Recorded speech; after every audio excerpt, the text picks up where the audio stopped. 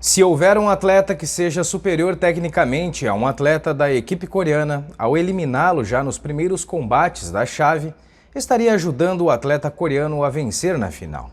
Na comunidade esportiva, durante a época dos Jogos Asiáticos de Seul de 1986, dos Jogos Olímpicos de 88, havia muitos rumores de que o método de corte de galhos estava sendo praticado em esportes de combate. E neste vídeo vamos acompanhar de perto toda essa história. Se ainda não és inscrito aqui no canal e não queres perder os próximos vídeos, te convido a se inscrever e ativar o sininho de notificações. Eu me chamo Alexandre Coelho dos Santos e este será o tema para o vídeo de hoje. Para quem é mais antigo no Taekwondo ou acompanhou as competições dos anos 80, 90 e início de 2000, provavelmente deve se lembrar de que os atletas coreanos dominavam os quadros de medalhas e eram muito temidos por atletas de outros países. Bom, o simples fato de se ter um adversário coreano na mesma chave era motivo de muita preocupação. Mas será que a supremacia dos atletas coreanos era realmente reflexo de competência e melhor desempenho no combate? Lee Jong-woo, que foi presidente da KTA, vice-presidente do Kukkiwon, sucessivo líder da escola Jidokwon e uma das lideranças mais proeminentes do taekwondo esportivo, inclusive sendo um dos responsáveis pelo desenvolvimento e criação dos pumses de faixas coloridas, os taeguks, concedeu uma entrevista no ano de 2002 a uma revista sul-coreana chamada Sindong-a, e na oportunidade ele fez algumas declarações surpreendentes sobre os métodos adotados para que os atletas coreanos conseguissem manter a liderança e o maior número de medalhas em competições internacionais. Bom, mas antes de compartilhar com vocês o trecho dessa entrevista bombástica, onde Lee revela algumas trapaças praticadas na época, vamos conhecer um pouco sobre o grão-mestre entrevistado. Lee Jong-woo nasceu no ano de 1928 na cidade de Seul, Coreia do Sul.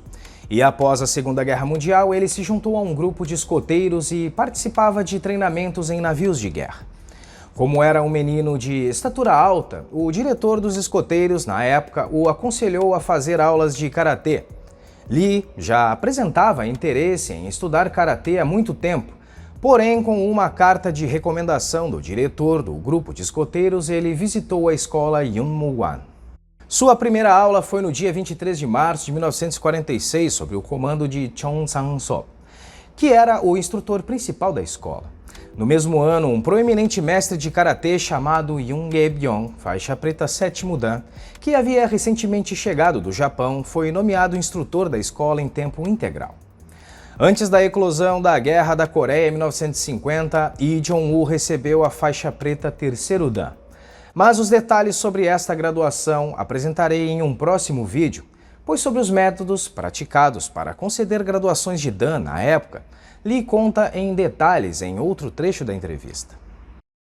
Em 1952, ele se mudou para a cidade de Busan e foi contratado como instrutor de karatê e judô na escola Sonmugwan Yudo. No ano seguinte, em 1953, Lee já conhecia muitos mestres de artes marciais e, finalmente, por causa dessa influência, conseguiu formar uma única organização, chamada de Associação Coreana de Kong-Soo-do, cuja sede ficava em Seul. O primeiro teste de promoção oficial foi conduzido com faixas pretas de alto escalão de cada kwan participante. Logo depois, após a saída das escolas Mudokwan, Chungdokwan e Odokwan da Associação Coreana de Kong-Soo-do, acabou prejudicando a função principal da associação, que ficou apenas com o nome. Já em 1959, Choi Eun-hee, um general de 2 estrelas, reagrupou as diferentes kwans e as organizou pela segunda vez. Muitos líderes das kwans, incluindo Lee Jong-woo, que era da Jidokwon, sentiram que Choi Eun-hee havia usado sua influência e poder junto ao Ministério da Educação e à Federação Coreana de Esportes Amadores. E devido a essa pressão, os líderes de cada kwan acabaram concordando com o nome Taekwondo e criaram a Associação Coreana da Modalidade, a KTA, conforme vimos em um outro vídeo aqui do canal, que deixarei o link como sugestão ao final deste vídeo. Em 1961, o general Park Chung-hee estabeleceu o governo militar na Coreia, e o general Choi Eun-hee foi forçado a renunciar ao serviço militar, que inclusive também já foi comentado em um outro vídeo aqui do canal e também deixarei como sugestão ao final deste vídeo. Neste meio tempo, o Supremo Conselho Militar emitiu a Proclamação número 6, que afirmava que todas as organizações semelhantes deveriam se consolidar e se registrar novamente ao governo. Então, um outro general encorajou Lee Jong-woo a assumir um papel de liderança na reorganização dos registros das artes marciais coreanas. Esse tipo de apoio deu a Lee Jong-woo a confiança para enfrentar Choi Eun-hee, que, segundo o próprio Lee Jong-woo, participou de várias reuniões secretas com o general Choi em sua casa. E sobre isso falarei também em futuros vídeos. Em uma reunião com os líderes das Kwans, Lee Jong-woo explicou suas razões pelas quais Choi Eun-hee não deveria ser eleito presidente da nova associação. Por exemplo, ambos, Lee e Choi, apresentavam opiniões diferentes sobre a criação da nova associação, bem como sobre o próprio nome da nova modalidade. Lee Jong-woo argumentava que quando a mão está fechada, ela é chamada de Kwon, e quando a mão está aberta, é chamada de Su.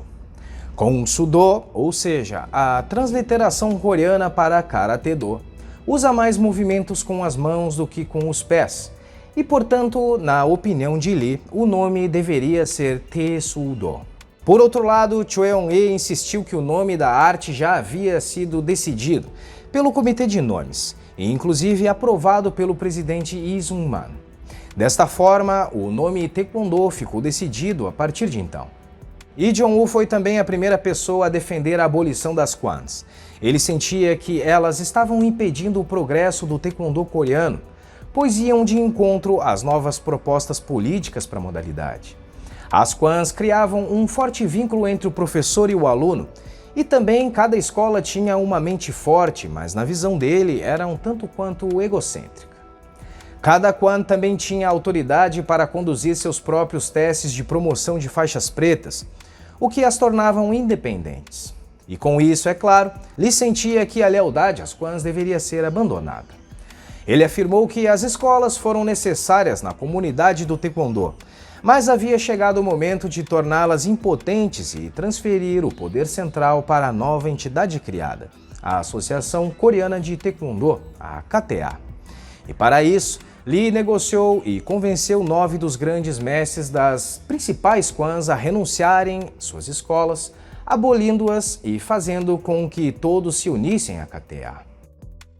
Como comentado, um repórter da revista Shindonh-ha fez uma visita ao vice-presidente do Kukkiwon na época, Lee Jong-woo, no dia 5 de março de 2002. E dentre diversos assuntos abordados, que inclusive foi tema do vídeo anterior e também serão temas para vídeos futuros aqui do canal, compartilho na íntegra com vocês em meu site o trecho dessa entrevista, onde Lee revela as trapaças praticadas para que os atletas coreanos conseguissem se manter sempre na liderança das competições mundiais. O link para a entrevista está aqui embaixo na descrição do vídeo. E como prometido, aqui ao lado deixo os conteúdos citados neste vídeo. O vídeo de hoje fica por aqui, um grande abraço e até a próxima!